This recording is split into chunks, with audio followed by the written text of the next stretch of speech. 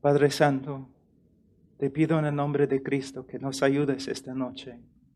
Señor, tú sabes que aún el predicador más elocuente, Señor, no puede lograr nada. Que es solo tu Espíritu que obra y que avance el reino de Dios. Señor, ayúdanos esta noche. A través de mi testimonio, a través de quizás una enseñanza.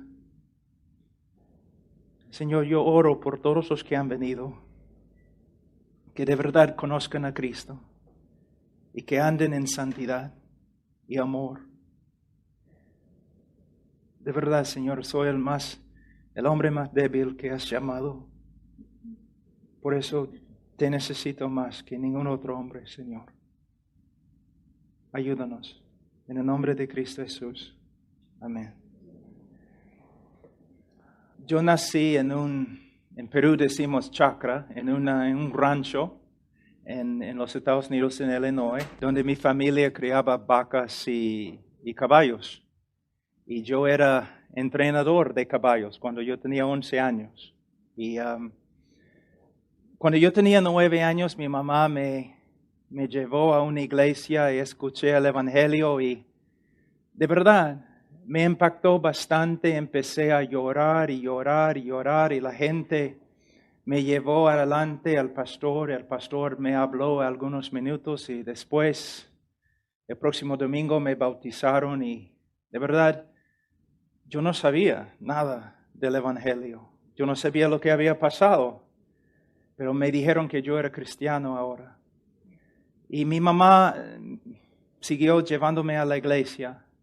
Y yo era un muchacho más o menos bueno, obediente. Pero yo no tenía Cristo en mi corazón. Yo no servía a Cristo. Yo no pensaba en Cristo. Solamente yo tenía una moralidad. Porque mis padres me habían creado bien. Cuando yo tenía como por ahí 14 años, yo empecé a rebelarme bastante contra mi madre, contra mi padre, aunque mi padre era un hombre muy duro, muy duro. Y empecé a hacer un montón de cosas feas, malas en el colegio, y yo corría con los muchachos no muy buenos, y así era mi vida. Cuando yo tenía 17 años, yo era el líder del equipo de básquet y otras cosas, atleta. También yo estudiaba bastante en el colegio y yo sacaba buenas notas.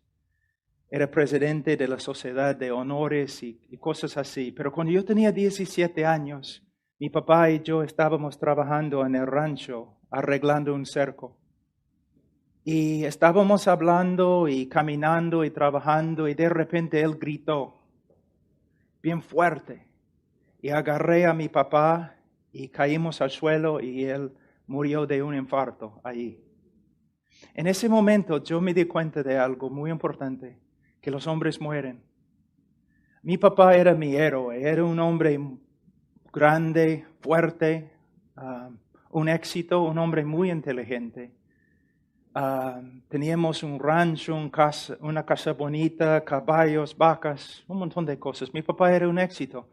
Pero ese día me di cuenta que no importa, los hombres mueren. Y yo sabía, si soy un hombre inteligente voy a morir.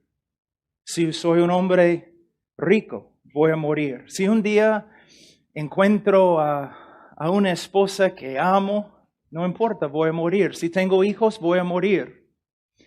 Y en ese momento mi vida de verdad empezó a cambiar. Yo perdí esperanza y rumbo. Yo seguía con mis estudios y todo, pero yo siempre tomaba. Yo estudiaba toda la noche, todo el día, fin de semana, yo estaba tomando. Muchas veces pasando por exámenes, sacando buenas notas, pero borracho. Y me burlaba de todo. Porque yo pensaba, ninguna cosa tiene importancia, nada. Si llego a ser abogado, me fui a la Universidad de Texas para estudiar. Si llego a ser abogado y soy un éxito, no importa, voy a morir. Y en esa época también yo era pesista. No se nota ahora, pero en ese tiempo sí. Y yo tomaba bastantes drogas y esteroides. Y yo siempre andaba así, muy tenso, enojado, dispuesto a pelear. Y una noche en mi departamento en la Universidad de Texas, yo estaba ahí sentado en mi cama, como la 1 de la mañana, y yo estaba pensando así, yo tenía un montón de esteroides en mi mano, y yo estaba pensando, mi vida es un desastre. Y una palabra que yo repetía, mi vida es miserable, miserable, miserable, miserable. Y de repente alguien tocó el timbre de mi departamento. Yo estaba pensando, la 1 de la mañana. ¿Quién puede ser? Entonces abrí la puerta y era un joven que vivía cerca, en el mismo edificio vivía. Y era un joven, su primer año en la universidad. Era un chibolo más de ese tamaño, ¿no? Un flaquito. Y él estaba ahí en la puerta temblando así. Yo pensaba, oye, ¿qué te pasa? Y él me dijo, tengo que decirte algo. 1 de la mañana, ¿qué tienes que decirme? Bueno, probablemente me vas a pegar, me dijo. Yo le dije, probablemente que sí, te voy a pegar, 1 de la mañana. Entonces, él dijo, Dios me ha dado un mensaje para ti. Yo le miré, ¿qué? ¿Dios qué? Dios 2 semanas, él me dijo, 2 semanas. Dios está diciéndome que debo venir aquí y contarte algo. Y yo pensaba de verdad que el joven era loco. Entonces, burlándome de él, yo le dije, ok, está bien. ¿Cuál es el mensaje de Dios para mí? Y él dijo, que eres miserable. Tu vida es un desastre. Y tú necesitas someter tu vida a Cristo. Entonces yo estaba pensando, pero hace 5 minutos yo estaba ahí en mi cama diciendo lo mismo. Ahora este chico me está diciendo lo mismo. Yo estaba pensando, quizás él estaba escuchando por la pared. Y entonces, él habló conmigo hasta las 4 de la mañana acerca de Cristo. Y yo le di todas las excusas, ¿no? Una parte de mi familia era bautista, otra parte de mi familia católica. Entonces yo le dije, mira, yo conozco la iglesia católica, yo conozco la iglesia bautista, evangélica, todos son hipócritas, tu religión es falsa. Y él me dijo, no estoy hablando de una religión, estoy hablando de una persona. Y su nombre es Jesús de Nazaret. Y tú tienes que tomar una decisión. ¿Quién es? Yo nunca había escuchado a una persona hablando así. Entonces, yo empecé a pensar en lo que él me había dicho y como 2, 3 semanas, simplemente pensando de vez en cuando acerca de Jesús, quién es. Y mi mamá había puesto una Biblia, había metido una Biblia en mi maleta, ¿no? Entonces yo estaba buscando por todas mis cosas para tratar de encontrar la Biblia. Entonces encontré la Biblia y abrí la Biblia a Salmo 103, donde dice que el hombre es como el pasto, ¿no? Está aquí un momento, el próximo momento, no. Y todos se olvidan de él cuando muere. Y me enojé porque yo dije, casi la primera vez que yo había orado en años, yo dije, gracias Señor. Yo sé que así es el hombre. Pero ¿cuál es la respuesta? Entonces dejé la Biblia ahí en la cama y salí, hice algunas cosas y regresé. Y luego volví a la Biblia. Vamos a Salmo 103. Dice en versículo 15, el hombre como la hierba son sus días, florece como la flor del campo, que pasó el viento por ella y pereció, y su lugar no la conocerá más. Y yo, como dije, al Señor, Señor, ya, yo sé lo que es el problema, pero ¿cuál es la respuesta? Y cuando volví a leer la Biblia de nuevo, versículo 17, mas la misericordia de Jehová es desde la eternidad y hasta la eternidad sobre los que le temen. Y la palabra eternidad es lo que me agarró, me hizo pensar, eternidad. La cosa que yo estaba buscando, eternidad. Que uno puede vivir para siempre. Que la muerte no tiene la palabra final. Entonces, como brotó dentro de mí una esperanza, caramba, quizás hay algo acá. Entonces empecé a hacer preguntas, ¿no?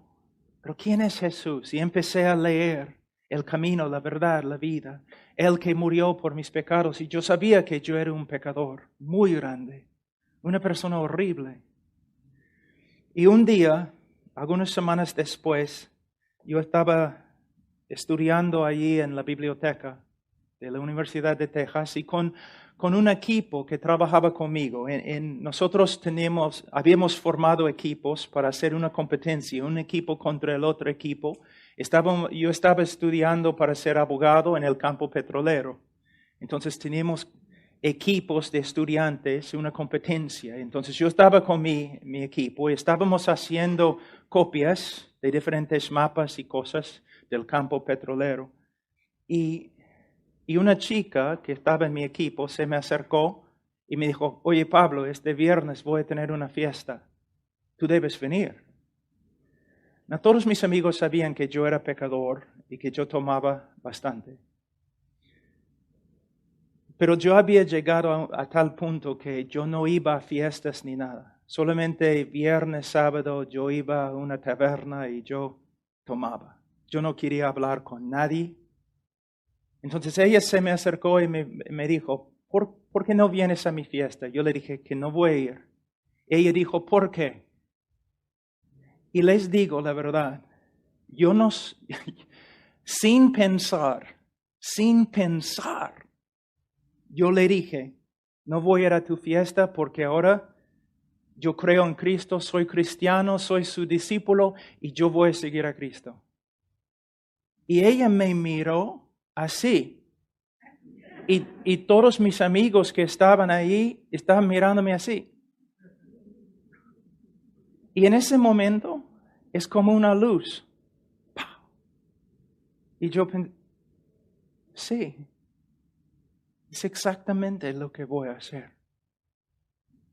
Yo creo en Cristo. Yo creo en Cristo. Yo creo en Él. Él murió por mí. Él me ama. Yo sé, mis pecados ya no están. Soy salvo. Tengo vida eterna. Yo sabía en ese momento que el Señor me había salvado. Entonces yo tenía miedo porque de verdad yo no sabía cómo interpretar lo que me había pasado. Entonces yo salí de la biblioteca casi corriendo. Y cuando llegué a la puerta de la biblioteca, una chica estaba entrando que era cristiana. Y ella había estado orando por mí como seis meses con otros chicos en el mismo departamento donde yo vivía, el edificio. Y ella me miró y me dijo, Pablo, ¿qué? ¿Qué te ha pasado? ¿Qué estás diciendo? Tu cara. Entonces me asusté. De verdad, me asusté. Yo salí corriendo, yo tenía que buscar al chico que estaba ahí, que me había testificado. Y le encontré en el edificio donde yo vivía. Y yo le dije, Mike, no sé lo que me ha pasado. Y él dijo, ¿qué? Lo único que sé es que yo creo en Cristo. Mis pecados son perdonados. Yo no soy el mismo hombre. Yo no soy el mismo hombre. Yo no soy Pablo Washer. Explícame, ¿qué me ha pasado? Entonces me llevó a un alumno, a un estudiante ahí en la universidad que le estaba discipulando, un texano bien grande. Y él habló con el texano y dijo, oye, Pablo tiene algo que quiere decirte. Y él me dijo, ¿qué? ¿Qué, Pablo? Mira, yo no sé lo que me había pasado. Yo estaba en la biblioteca. En un momento yo no estaba creyendo en Cristo. Otro momento estoy creyendo en Cristo. Yo sé que me has salvado y que Pero lo que me asusta es que yo sé que no soy el mismo hombre de antes. ¿Qué me ha pasado? Y el texano me dijo, tú has renacido. Entonces yo le pregunté, ¿y qué significa esto? Y él empezó a explicarme las escrituras y me compraron una Biblia. El próximo día y me entregaron la Biblia y yo empecé a llevar la Biblia allí a mis clases y todos mis amigos, al principio ellos pensaban que yo estaba burlándome del cristianismo, porque yo me burlaba de todo. Pero en tiempo ellos, como uno de mis amigos me dijo, Pablo, de verdad, yo pensaba que estabas burlándote del cristianismo, de la religión. Y aunque no soy religioso, yo estaba ofendido. Yo pensaba, ¿cómo puedes hacer tal cosa? Pero ahora entiendo. De verdad, tú lo crees, ¿no? Sí, lo creo. Y el primer día después de convertirme, el próximo día, yo estaba pasando por la universidad y había un lugar allí donde todos podían predicar, ¿no? Y yo pasaba por allí y había un grupo de gente muy grande y un hombre predicándoles. Entonces yo estaba ahí escuchando, pero él estaba predicando contra Cristo, que Cristo era falso, que la ética, ¿no?, cristiana era falsa. Y no sé lo que me pasó, porque mayormente yo no hablaba mucho a personas, pero me enojé. Y pasé por el grupo y empecé a hablar con el hombre ante todos, diciendo, eres mentiroso, falso profeta, Cristo vive, ha resucitado, vive dentro de mí, me ha cambiado. Mi primer sermón. Y yo era un hombre pecador. Yo solamente pensaba en mí. Como decimos en Perú, yo pensaba que yo era lo máximo. Y egoísta, solamente me amaba. Las otras personas no me importaban. Y yo era probablemente el mentiroso más grande que ha vivido en la tierra. Y yo podía mentir. Una vez después de mentir a una persona, un amigo que estaba conmigo me dijo, Pablo, tú me asustas. Porque yo sabía que estabas mintiendo y todavía te creía.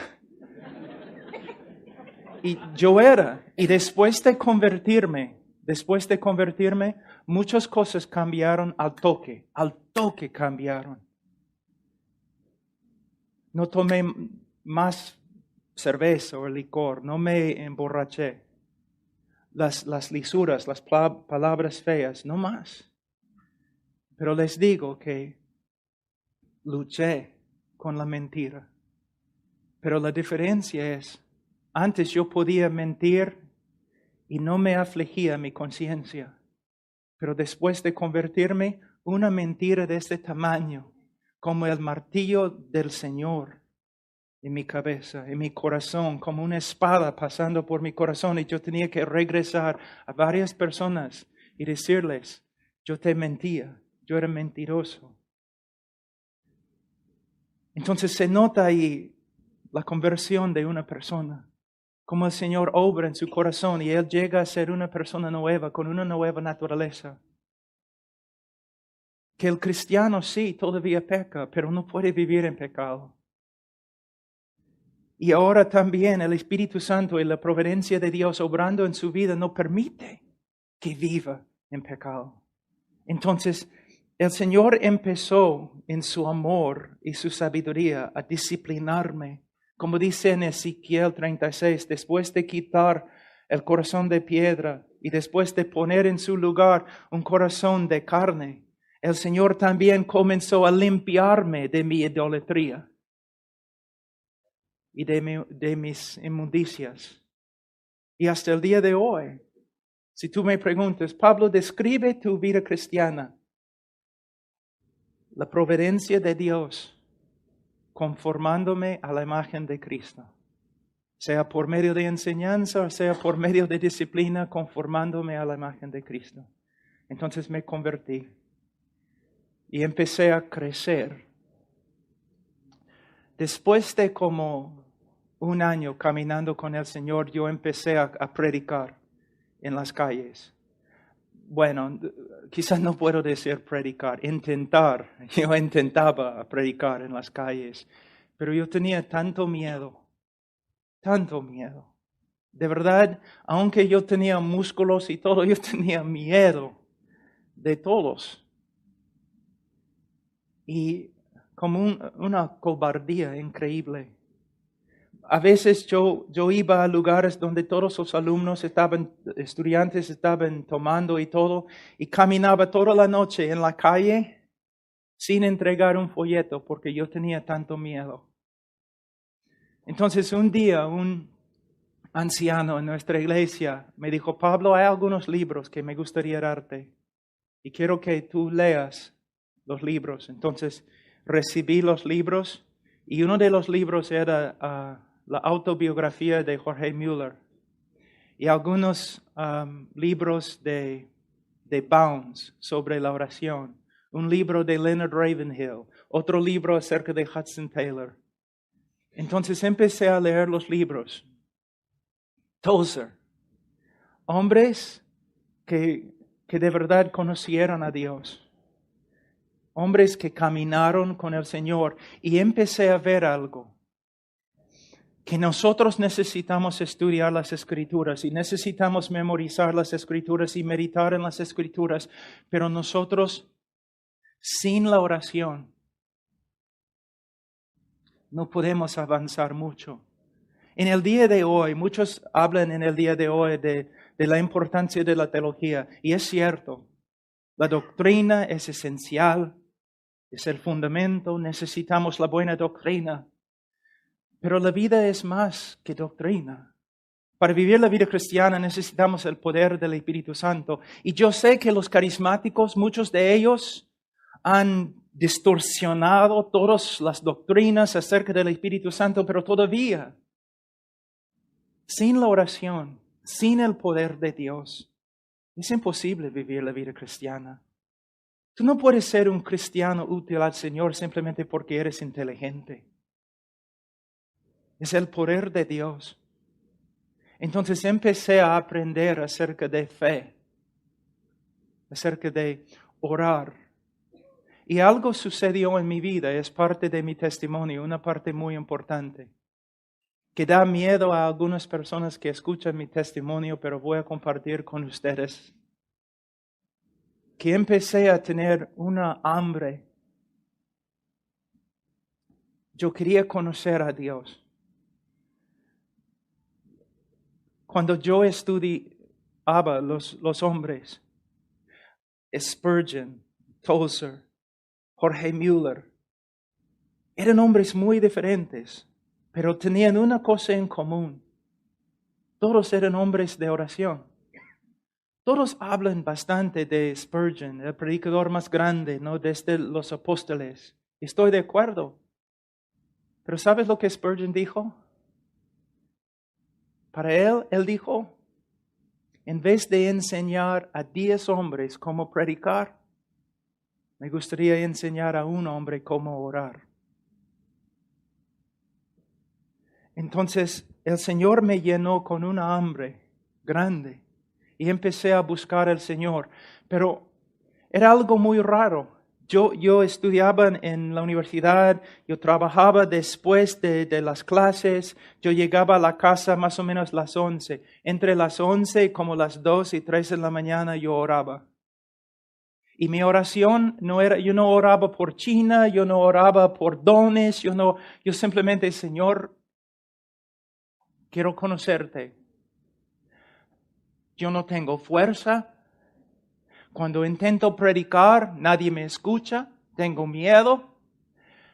Mi mente, bastante confusión cuando trato de formar las palabras correctas. Pero no estoy buscándote porque quiero tener un ministerio. Yo quiero conocerte. Yo quiero que sea algo más que lo intelectual. Que de verdad que quiero conocerte, tu presencia, que sea una realidad en mi vida. No solamente una doctrina que estudio, pero una realidad en mi vida. Entonces, día tras día, tras día, tras día, orando y orando y orando y orando. Y después de meses, una noche, como todo cambió. Me da tanta pena cuando yo escucho los testimonios de algunos de cómo no el Señor llegó y hablaron en lenguas y un montón de cosas, porque lo que dicen no es bíblico, no es bíblico. Pero buscar al Señor, si oramos y buscamos al Señor, su presencia y su poder llega a ser una realidad. Lo que me asusta en el día de hoy es que muchos están buscando doctrina, buena doctrina. Y está bien, tenemos que tener la buena doctrina, pero no son hombres de oración. Y son hombres tan inteligentes que quizás no necesiten orar. Hombres tan diestros en la doctrina y en la exposición y todo, y pueden dividir todo perfectamente. Pero ¿dónde está el poder para ver personas convertidas?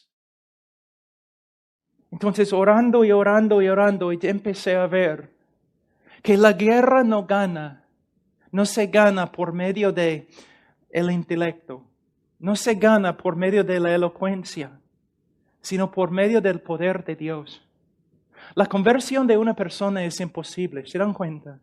Son huesos secos, muy secos, sin vida.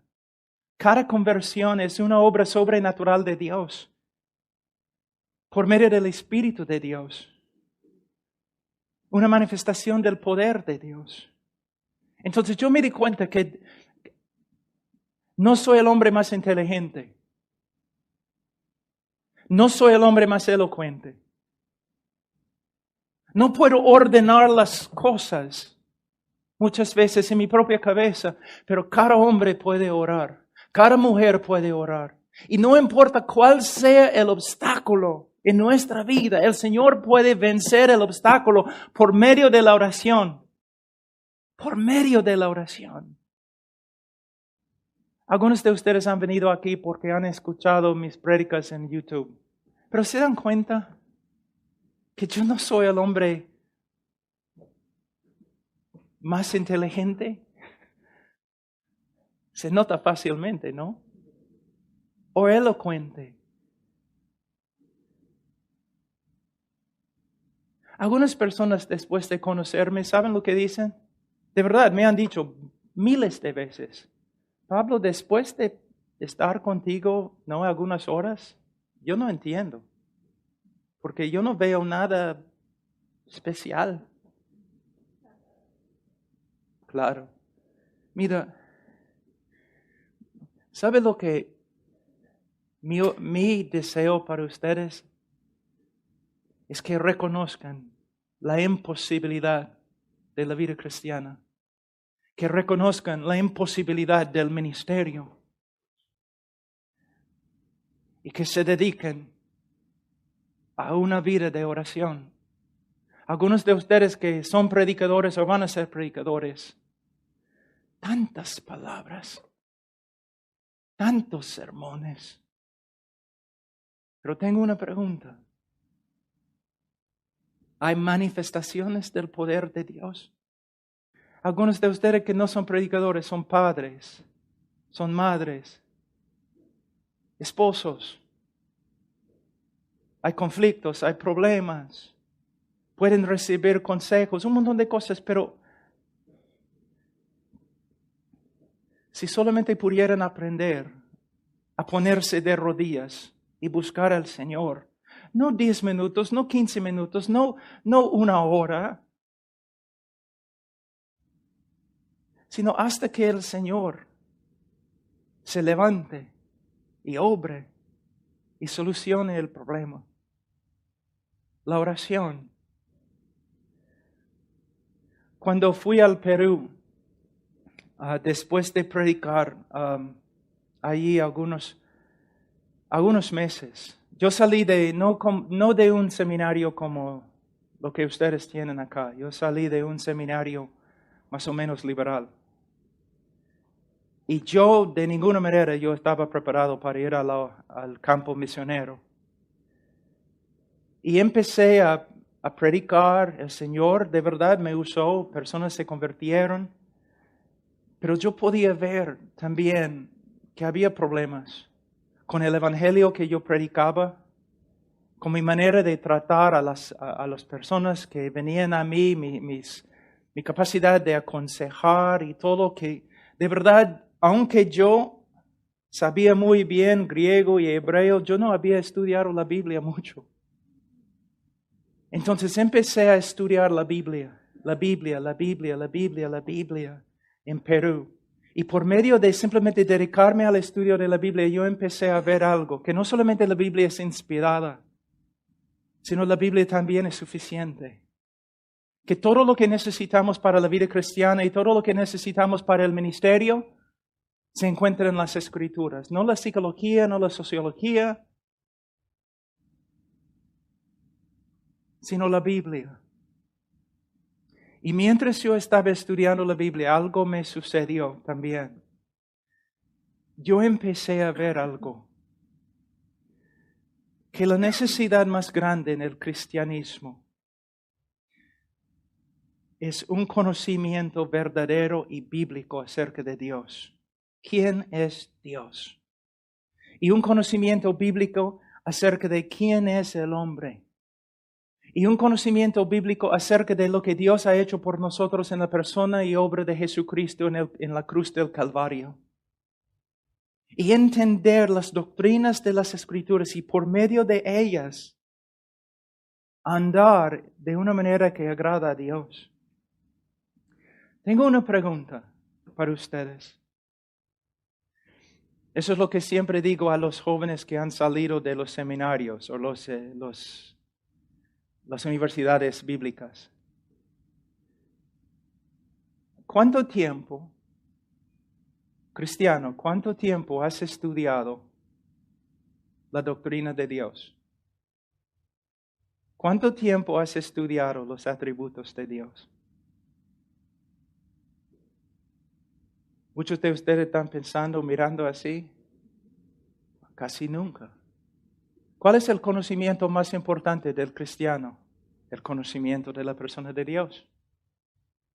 Un joven va a una universidad bíblica, a un instituto bíblico.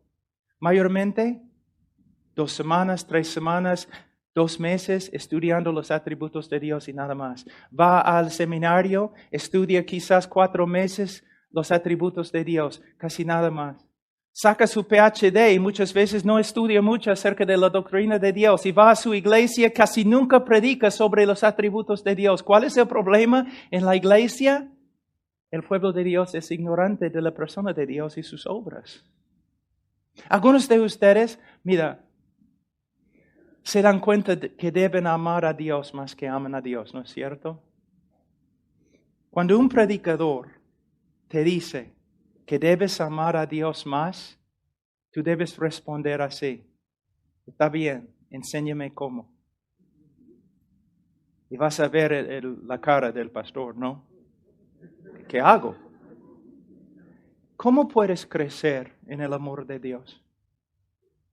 ¿Cómo? Todos nosotros nos damos cuenta que debemos crecer en el amor de Dios, pero ¿cómo?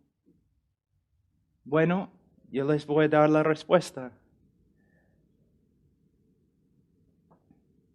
Yo soy casado ahora 21 años con mi esposa, Charo.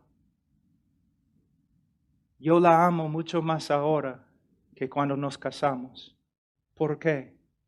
Porque yo conozco más de sus virtudes.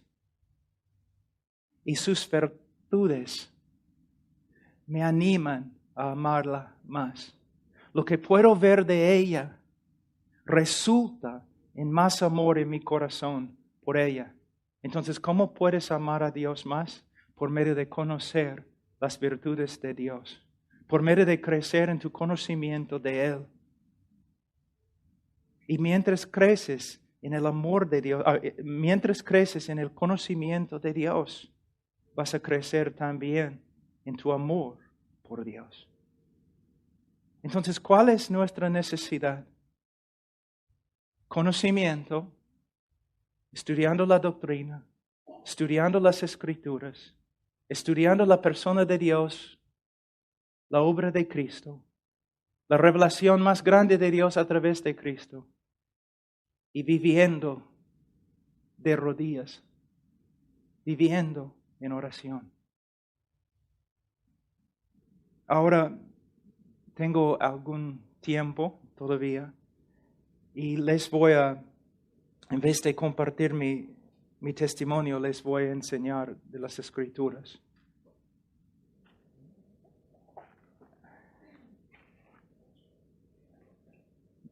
En un grupo de este tamaño, algunos de ustedes son de la iglesia, creo que está acá, otros han venido de otras iglesias.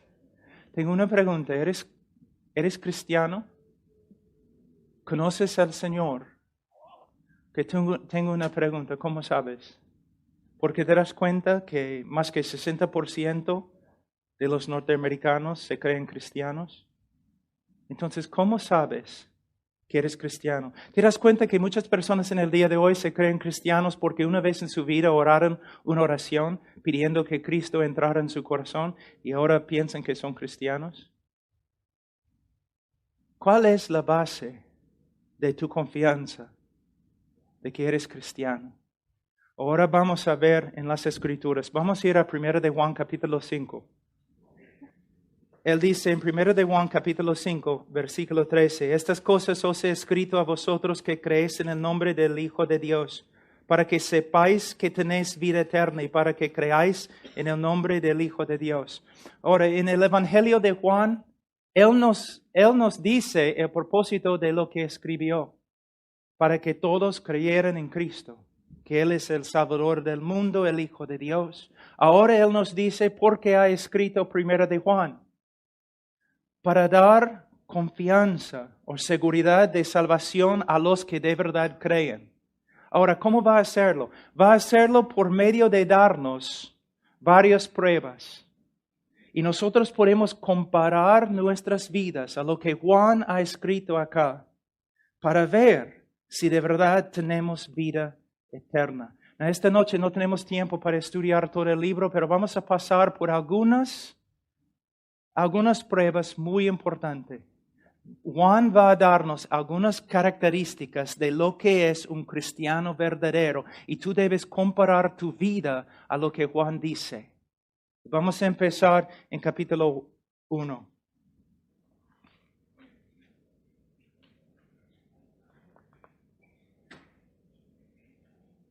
Juan capítulo 1, versículo 5. Este es el mensaje que hemos oído de Él y os anunciamos. Dios es luz y no hay ninguna tinieblas en Él. Si decimos que tenemos comunión con Él y andamos en tinieblas, mentimos y no practicamos la verdad. Pero si andamos en luz como Él está en luz, tenemos comunión unos con otros y la sangre de Cristo, su Hijo, nos limpia de todo pecado. Ahora, Él dice Dios es luz. ¿Qué significa? Muchos cuando leen este texto piensan automáticamente, bueno, significa que Dios no peca, que Dios es santo. Y la idea se encuentra allí, pero yo quiero que tú pienses en otra cosa. Cuando Él está hablando de luz, Él está hablando también de la revelación de Dios. ¿Cómo? Es muy posible que había un grupo de falsos profetas que habían entrado en la iglesia y ellos estaban enseñando que Dios era más o menos esotérico, que Él era oscuro, escondido, que nadie podía conocer a Dios o conocer su voluntad. Que solamente los maestros, super espirituales, los falsos profetas tenían la respuesta de quién es Dios, pero el cristiano común y corriente no podía saber. Y Juan está diciendo algo muy importante, que no, es una mentira. Dios es luz. Dios se ha revelado a nosotros. Dios nos ha mostrado quién es y también nos ha mostrado su voluntad. Entonces, ¿qué significa? Versículo 5. Este es el mensaje que nos hemos oído de Él y os anunciamos. Dios es luz y no hay ninguna tinieblas en Él. Si decimos que tenemos comunión con Él, si decimos que somos cristianos, si decimos que tenemos vida eterna, si decimos que somos hijos de Dios y andamos en tinieblas, mentimos y no practicamos la verdad. Entonces, ¿qué está diciendo? Primeramente necesitamos ver la palabra andar. En el griego, peripateo, significa caminar por todos lados, ¿no? Y él está diciendo básicamente así. Si nosotros decimos que somos cristianos y caminamos dentro de la revelación que Dios nos ha dado acerca de Él y su voluntad, entonces hay evidencia que de verdad que somos cristianos. Pero si nosotros decimos que somos cristianos y vivimos una vida que contradice lo que Dios ha dicho acerca de su naturaleza, sus atributos y su voluntad, entonces nosotros mentimos cuando decimos que somos cristianos. Es muy importante entender la palabra andar. ¿Por qué? Vamos a decir que tú me odias y tú quieres probar a todo el mundo que no soy cristiano. Entonces tú estás detrás de mí con una cámara de fotografía, ¿no? Y un día tú me ves saliendo de mi casa enojado, yo pateo el gato, grito, y en este momento tú vas así, ¡pah! Y tomas la foto. Y luego tú muestras la foto a todos en el internet diciendo, ve, allá ves, Pablo Washer no es cristiano. ¿Puedes ver su pecado? Pero de verdad no es lo que has hecho. No es evidencia de nada. Tú simplemente has tomado una foto de un momento en mi vida que no demuestra si soy cristiano o no soy cristiano. Pero si tú me sigues todos los días con una cámara de video, todos los días, un año, mostrando toda mi vida en casa, mi vida en la iglesia, mi vida privada, ahí sí se nota mi estilo de vida. Y Juan está hablando de un estilo de vida.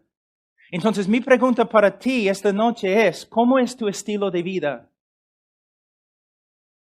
¿Tú estás viviendo de acuerdo con lo que Dios nos ha mostrado acerca de sí mismo y su voluntad? ¿O tú vives de una manera que contradice lo que Dios nos ha dicho acerca de su persona y su voluntad?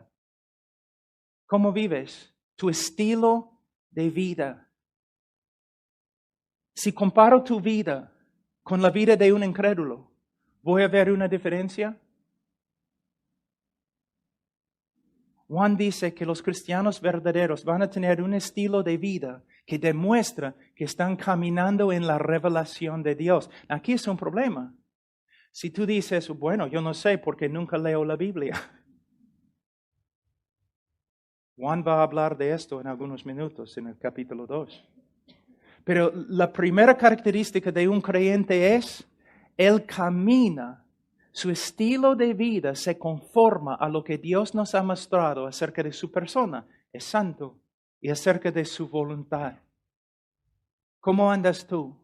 No me importa lo que digas con la boca, ¿cómo andas tú? Ahora, la segunda característica, versículo 8. Si decimos que no tenemos pecado, nos engañamos a nosotros mismos y la verdad no está en nosotros. Si confesamos nuestros pecados, Él es fiel y justo para perdonar nuestros pecados y limpiarnos de toda maldad. Si decimos que no hemos pecado, le hacemos a Él mentiroso y su palabra no está en nosotros. ¿Qué significa? Bueno, una de las características principales de un cristiano verdadero es que él reconoce el pecado en su vida, confiesa su pecado y se arrepiente de su pecado. Es lo que Cristo quería decir cuando Él dijo, bienaventurados los que lloren,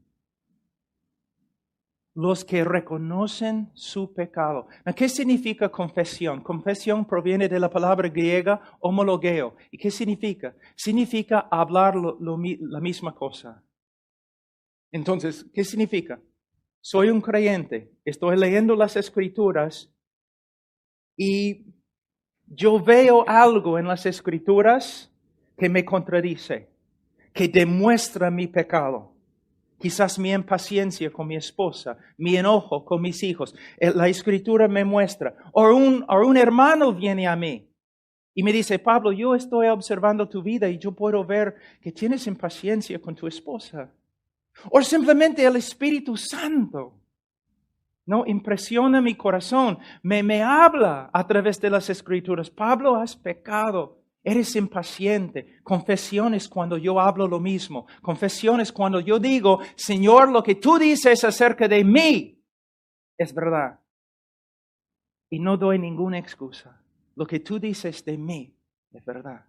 Una de las características principales del creyente es que él reconoce su pecado. Él confiesa su pecado. Él se arrepiente de su pecado. Y la vida cristiana es como, creo que la palabra en español, una paradoja, en que de una forma somos un pueblo que llora, pero a la vez somos el pueblo más alegre del mundo. ¿Y cómo puede ser? Así es, mira, cuando Jesús dijo en Marcos capítulo 1, versículo 15, ¿no? Que el Evangelio, creo en español, el Evangelio ya, el reino ha llegado, el Evangelio se ha predicado, que todos deben arrepentirse y creer el Evangelio. Arrepentirse y creer se encuentra en el tiempo presente en griego. Entonces, él está hablando de un estilo de vida, que la vida cristiana es el arrepentimiento continuo y fe continuo. ¿Y cómo funciona? Bueno, funciona así. Soy un incrédulo y un día alguien me predica el Evangelio. Entonces, a través de la revelación, la iluminación del Espíritu Santo, yo veo a Dios como nunca. Yo veo su santidad, yo veo su justicia. Y a la luz de su justicia y su santidad, yo veo mi pecado. Y yo me quebranto como nunca. Tristeza. Pero no una tristeza hacia la muerte. Porque mientras me arrepiento, también Dios me revela su gracia a través de Cristo y yo encuentro el perdón en Él. Entonces, aunque estoy quebrantado con respecto a mi pecado, también me alegro en la gracia de Dios a través de Cristo. Ahora soy cristiano y mi vida es una continuación de lo que yo he descrito. ¿Cómo? Mientras estoy creciendo como un creyente, yo estoy viendo más y más de quién es Dios, más y más de su santidad, de su justicia. Y también veo más y más de mi pecado, mis fallas. ¿Y qué pasa? Mi quebrantamiento es más y más profundo, pero a la vez estoy viendo más y más de la gracia de Dios. ¿Y qué pasa? Más y más gozo, no en mí mismo, no en mis obras, sino en quién. En Dios y la gracia que Él me ha revelado a través de su Hijo Jesucristo. Entonces, esa es la vida cristiana. En Rumania, los cristianos, cuando la gente quiere burlarse de los cristianos, dicen que ellos son los arrepentidos. Pero así son los creyentes. Pero muchos se arrepienten sin esperanza, porque no conocen a Cristo, solamente ven su pecado. Pero nosotros, los cristianos verdaderos, siempre estamos arrepintiéndonos, pero a la vez siempre estamos creciendo en gozo, porque nuestra confianza en Cristo crece. Entonces, una característica del cristiano verdadero es que siempre está reconociendo su pecado. Siempre está confesando su pecado. Ahora vamos a otra característica. Capítulo 2, versículo 3. En esto sabemos que nosotros le conocemos y guardamos sus mandamientos. Mira lo que está diciendo. ¿Cómo sabemos que somos creyentes? Porque guardamos sus mandamientos. Ahora quizás estás pensando, entonces Pablo, ninguna persona puede tener esperanza porque todos nosotros fallamos en la obediencia. Pero tienen que darse cuenta de nuevo que él está hablando de ¿qué? Un estilo de vida. Voy a explicarlo así. Muchas personas vienen a mí diciendo, Pablo, yo tengo una nueva relación con Dios. Entonces yo siempre les pregunto, entonces, ¿tienes una nueva relación con el pecado? Porque si no tienes una nueva relación con el pecado, si tu relación con el pecado no ha cambiado, tu relación con Dios no ha cambiado. También les pregunto, tú dices que tienes una nueva relación con Dios, gloria a Dios, pero ¿tienes una nueva relación con sus mandamientos? Porque si no tienes una nueva relación con sus mandamientos, no tienes una nueva relación con Él. Entonces, ¿qué está diciendo? Que el creyente verdadero tiene, de verdad, una nueva relación con los mandamientos de Dios. ¿Un incrédulo piensa en los mandamientos de Dios? No. ¿El incrédulo ve la importancia de los mandamientos? No. Cuando un incrédulo desobedece los mandamientos de Dios, ¿se quebranta? No. Pero el creyente, sí. Ahora, el creyente quiere saber lo que Dios ha mandado. El creyente quiere conocer la voluntad de Dios. El creyente quiere obedecer a Dios. El creyente crece en su poder de obedecer a Dios. Y cuando el creyente no obedece a Dios, se arrepiente. Ahora tengo una pregunta para ti. ¿Cuál es tu relación? Describe tu relación con la palabra de Dios. Me da mucho miedo cuando aún los creyentes, supuestamente creyentes, en iglesias bíblicas, nunca abren sus Biblias. Y solo tienen una Biblia en la mano cuando van a la iglesia.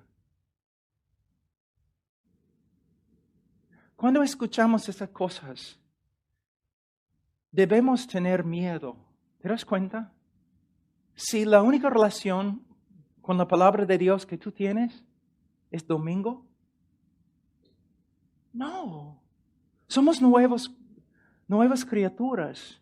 Tenemos un nuevo corazón con nuevos deseos. El deseo de conocer a Dios, el deseo de conocer su voluntad, el deseo de obedecer a Dios y andar de una manera que le agrada. ¿Cómo eres tú? ¿Cómo eres tú? Tu relación con la palabra de Dios, ¿cómo es? Algunos de ustedes son creyentes, pero han descuidado gravemente la palabra de Dios. Les digo que en el día de hoy el Señor no va a juzgarte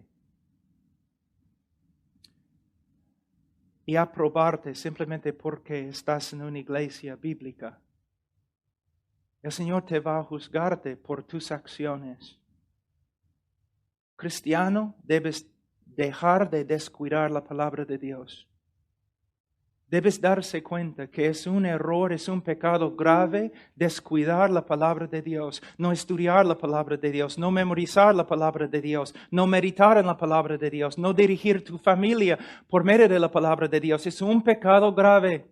Y si eres cristiano, arrepiéntete, deja de hacerlo. Pero algunos de ustedes nunca estudian la palabra de Dios porque quizás todavía no conozcan su autor. Solamente cristiano por nombre, por nombre. Quizás tú te crees cristiano porque tú dices aleluya siempre. O siempre estás diciendo Dios te bendiga, gloria a Dios. Pero eso no significa nada. La evidencia de tu cristianismo es la obra de Dios en tu vida, que se manifiesta a través de tus acciones. Entonces, el cristiano verdadero, él quiere saber lo que Dios ha dicho, quiere obedecer a Dios y se arrepiente cuando no obedece a Dios. Ahora vamos a versículo 6, capítulo 2, versículo 6. El que dice que permanece en él debe andar como él anduvo. Y tú dices, ¿quién anda como Cristo anduvo? ¿Cómo puede esto ser una característica del cristianismo verdadero? De nuevo, tienes que pensar en el estilo de vida. Estilo de vida. Ahora, ¿cómo? Les voy a dar una ilustración. Cuando yo era niño, Yo quería ser como mi papá, de verdad. Yo quería ser como él. Yo hacía todo como él. Él era muy grande, yo un chibolo de ese tamaño. Pero yo quería ser como él. Y nosotros en el invierno teníamos que dar agua a las vacas, a los caballos, porque el lago estaba totalmente congelado. Entonces mi papá era un hombre tan grande y fuerte, no un balde así de agua, otro balde así de agua, y caminando así por la nieve, ¿no? Y yo era más o menos ese tamaño, pero yo quería ser exactamente como él. Entonces yo agarraba también el agua así, con las dos manos, levantando así. Y yo trataba de poner mi pie en sus, creo que pisadas, ¿no? Huellas, así, caminando. Como una araña borracha, ¿no? Una persona mirándome había pensado, este chico está loco. Este niño no puede ser como su papá. Pero nadie había dudado que yo quería ser como él. Se notaba en mi estilo de vida, aunque yo no podía alcanzar la fuerza de mi papá, yo no podía hacer lo que él hacía, como él hacía perfectamente. Se notaba que yo, en mi corazón, mi deseo más grande era imitar a mi papá. Tengo una pregunta, cuando una persona te mira, está pensando, caramba, este hombre quiere imitar a Jesús. O quieres imitar a una estrella de cine, o un futbolista, o un hombre rico, o un hombre mundano, o una chica mundana y famosa. ¿A quién estás imitando? Mira, no estoy predicando solamente para predicar, ¿te das cuenta? Estoy preguntándote, ¿a quién estás imitando? Tú tienes que contestar la pregunta. Si una persona está observando tu vida, ¿qué va a decir de ti? Va a decir, caramba, este hombre, estudiando la Biblia, tratando de caminar de una forma diferente, todos se burlan de él, pero él sigue adelante. ¿Qué van a decir de ti? ¿O no van a reconocer ninguna diferencia entre tú y los incrédulos alrededor de ti? Personas pueden ver de verdad que el deseo más grande en tu corazón es imitar a Cristo. Y también para los cristianos aquí, para los estudiantes y los teólogos, algo muy importante aquí. De nuevo, no es solamente pensar correctamente, es actuar correctamente. Había un problema durante la Reforma. Los reformados por acá y se puede decir, los anabaptistas por acá. Los reformadores solamente estaban pensando en credos y doctrinas correctas y a veces no estaban pensando en su comportamiento. Muchos de los anabautistas no pensaban bien en la teología para nada, pero estaban tratando de imitar a Cristo. En tiempo, estos hombres, algunos tenían conocimiento, pero no tenían vida. En tiempo, estos hombres, algunos llegaron a ser legalistas, tratando de imitar a Cristo sin la gracia de Dios. Nosotros como cristianos debemos ser personas que estudian bien la doctrina, pero también con la meta de imitar a Cristo, de ser como Él, y especialmente con las personas más cercanas. Yo puedo ser muy piadoso ante ustedes, pero ante mi esposa es otra cosa. Después de 30 años de ser cristiano, yo amo la teología, yo leo la teología, pero mi meta más grande, yo leo la teología para que yo pueda imitar mejor a Jesucristo, su carácter. Ahora, una pregunta, tu estilo de vida, ¿a quién estás imitando? ¿A quién? Ahora vamos a otra característica de un cristiano, quizás la característica más importante. Dice en capítulo 2, versículo 8, o versículo 7, hermanos, no os escribo mandamiento nuevo, sino el mandamiento antiguo que habéis tenido desde el principio. Este mandamiento antiguo es la palabra que habéis oído desde el principio. Sin embargo, os escribo un mandamiento nuevo que es verdadero en él y en vosotros, porque las tinieblas van pasando y la luz verdadera ya alumbra. Juan, ¿qué estás diciendo? ¿Estás escribiendo un mandamiento antiguo? ¿Y no estás escribiendo un mandamiento antiguo? ¿Es antiguo? ¿Es nuevo? ¿Qué estás diciendo, Juan? Básicamente, él va a hablar del mandamiento de amar. Y lo que él está diciendo es, este mandamiento ha existido desde el comienzo. Podemos ver el amor de Dios desde el comienzo de las Escrituras, especialmente en el libro de Deuteronomio. Es un mandamiento antiguo, entonces, pero también es un mandamiento nuevo. ¿Cómo? Una nueva revelación de Dios a través de la persona y obra de Cristo. Dios siempre nos ha dicho que debemos amar, pero con la llegada del Mesías, con la llegada de Cristo, con la luz que venía con Él, ahora podemos ver el amor de Dios y el amor que nosotros debemos imitar en una luz totalmente diferente, más grande, más superior. Cristo nos ha mostrado de verdad cómo debemos amar. Ahora Él dice, versículo 9, el que dice que está en la luz y aborrece a su hermano está todavía en tinieblas. El que ama a su hermano permanece en la luz y en él no hay tropiezo. Pero el que aborrece a su hermano está en tinieblas y anda en tinieblas y no sabe a dónde va porque las tinieblas le han cegado los ojos. ¿Ustedes se dan cuenta cuántas veces Juan se repite? ¿Por qué? Cuando un judío quiere enfatizar algo, aunque esté escribiendo en griego, él se repite. Él está diciendo, escúchame, si tú dices que amas a Dios, pero aborreces a tu hermano, tú no amas a Dios. Si tú amas a tu hermano, es evidencia que amas a Dios. Now, la pregunta es, ¿quién es nuestro hermano? El fariseo preguntó, ¿no? El escriba, el abogado preguntó, ¿quién es mi prójimo? Bueno, en ese momento Jesús estaba diciendo todos. Pero aquí cuando Juan dice hermano, él está hablando específicamente acerca de otros cristianos. Una de las evidencias más grandes del cristianismo verdadero es que tú amas a los otros creyentes. Tú quieres estar con ellos. Tú quieres tener comunión con ellos. Tú quieres servir a ellos con obras prácticas.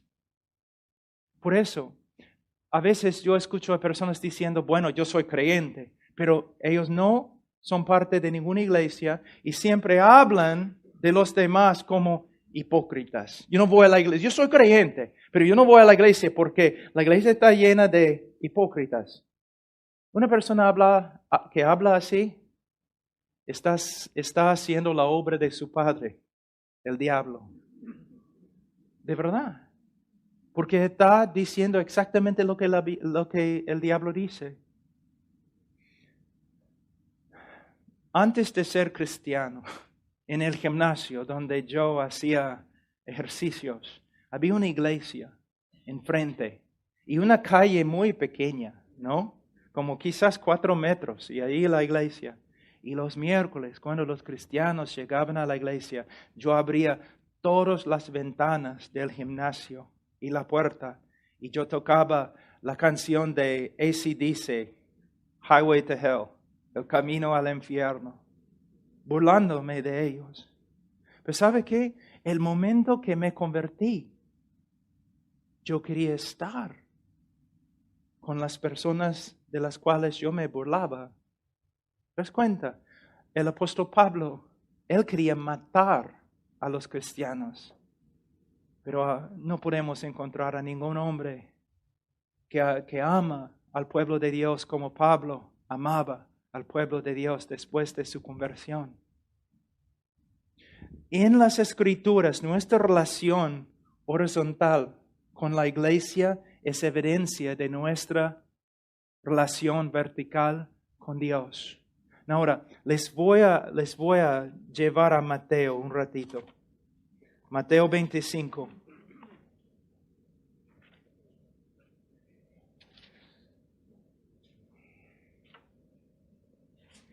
El juicio de las naciones. Si hay un texto en el Nuevo Testamento que ha sido distorsionado, es este texto. Distorsionado horriblemente. Vamos a leer.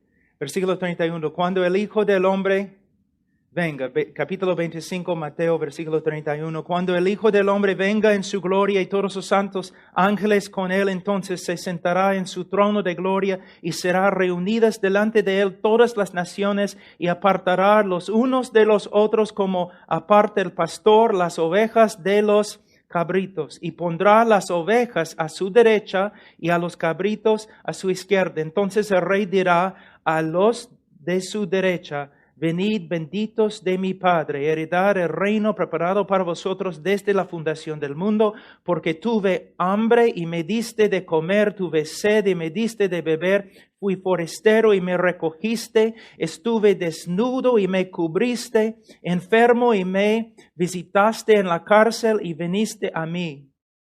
Entonces los justos le responderán diciendo: Señor, ¿cuándo te venimos hambriento y te sustentamos, o sediento y te dimos de beber? ¿Y cuando te vimos forastero y te recogimos, o desnudo y te cubrimos? ¿O cuando te venimos enfermo y en la cárcel y venimos a ti?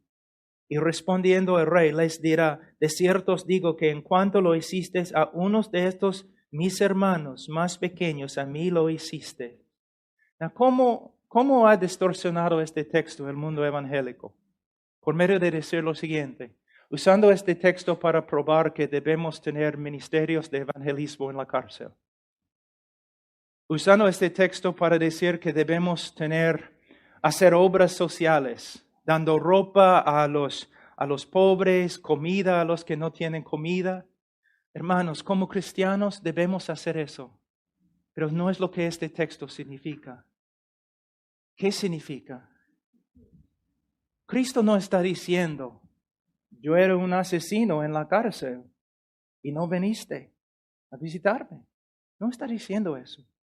Entonces, ¿qué está diciendo? Les voy a dar una ilustración. Vamos a decir que estamos en la ciudad de Roma hace casi 2000 años. Y somos una iglesia y estamos reuniéndonos en un lugar escondido en el bosque, fuera de Roma, ¿ya?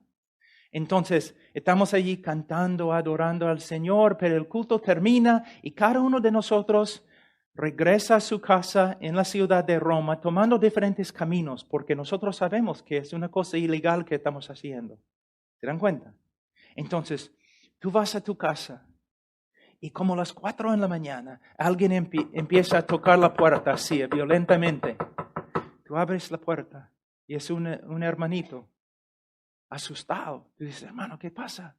Mira, cuando estábamos regresando, 2 de los hermanos fueron capturados por los soldados y fueron llevados a la cárcel allí en Roma.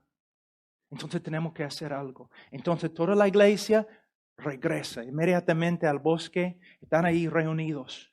Entonces un pastor se levanta y dice: hermanos, 2 de nuestros hermanos han sido llevados a la cárcel. Seguramente pegados. Ahora están allí desnudos. No tienen comida, no tienen medicina, no tienen nada. Tenemos que hacer algo. Entonces un joven se levanta y él dice: pero pastor, yo voy. Y un anciano se levanta y dice: joven, un ratito, tú no entiendes. Si tú lleves cosas, si tú vas y tú ministras a los hermanos en la cárcel, los soldados también te van a reconocer, te van a pegar, te van a quitar la ropa, te van a meter de nuevo con ellos en la cárcel.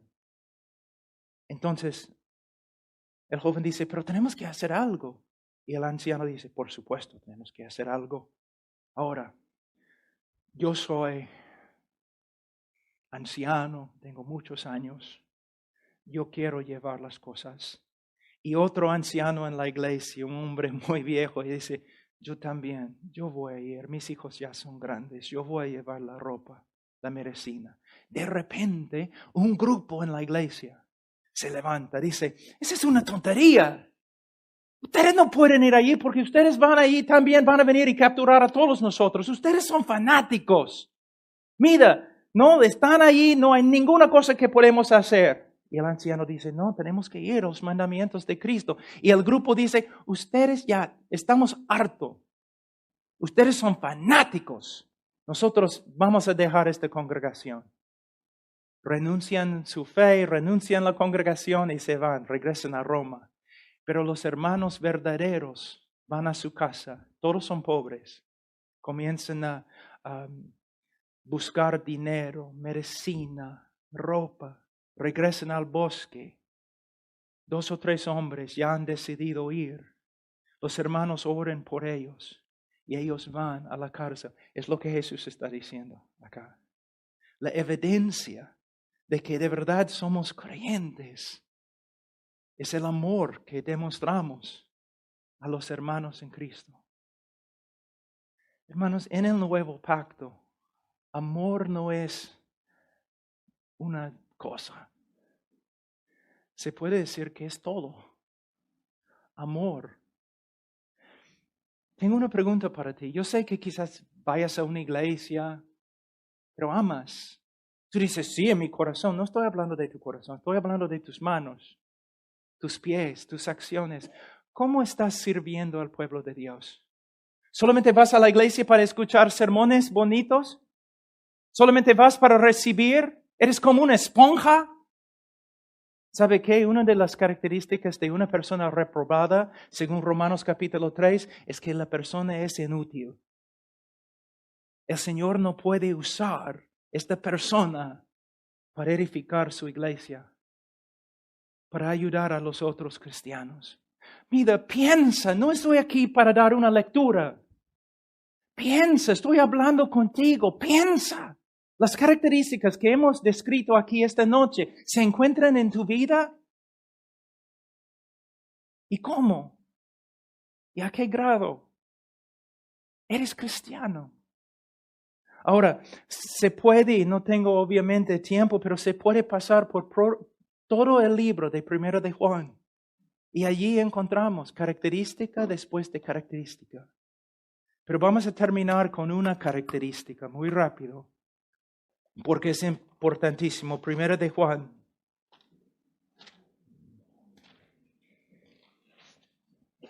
Capítulo 5, versículo 12. A versículo 11 se puede. Y este es el testimonio que Dios nos ha dado vida eterna. Esta vida está en su Hijo. El que tiene al Hijo tiene la vida, y el que no tiene al Hijo de Dios no tiene la vida. Cuando yo estaba viajando acá en el avión, me senté al lado de una mujer y a un hombre. El hombre no quería escuchar nada, pero la mujer sí quería escucharme. Entonces yo empecé a hablarle el Evangelio. Y ella, yo creo que de verdad, ella, no, parece que es creyente. Pero yo le dije, mira, en mi misión que yo empecé, yo hablé así a propósito, en mi misión que yo empecé, nosotros damos comida a los niños en diferentes partes del mundo.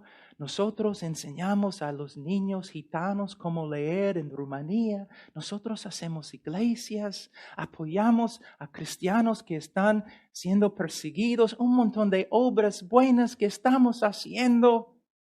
Y entonces le dije, ¿y si yo muriera ahora, yo iría al cielo? Pero no por causa de las cosas que mencioné. Yo voy a ir al cielo porque hace 2000 años el Hijo de Dios derramó su sangre por mí. Es el Hijo. Es el Hijo. No soy una persona religiosa. Y yo vengo de rancho, no tengo mucha cultura.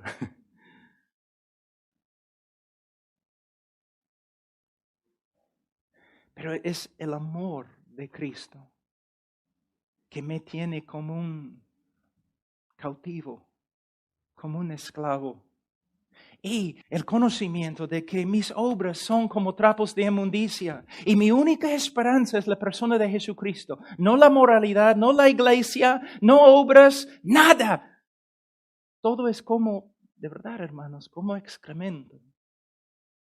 Soy salvo porque Cristo murió por mí hace 2000 años. Nuestra única esperanza.